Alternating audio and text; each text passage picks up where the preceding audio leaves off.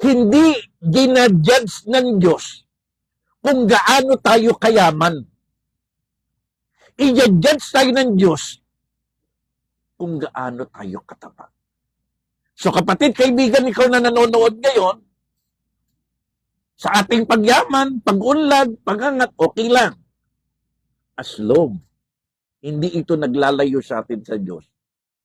Hindi ito naglalayo sa atin sa katwiran at hindi tayo nalulugmok sa kasalanan.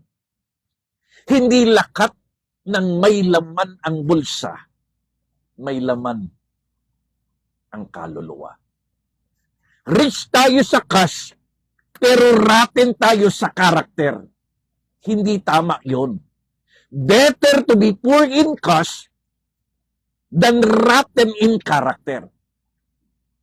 Okay lang na sa pagdating sa pera, hindi tayo ganun kayaman. Pero hindi naman bulok ang ating kaluluwa. It is much better to be rich and to be right. Kung naniniwala kang kaya kang pagpalain ng Diyos at kaya kang palakarin sa katwiran ng Diyos, type Amen. Tama? O may tama.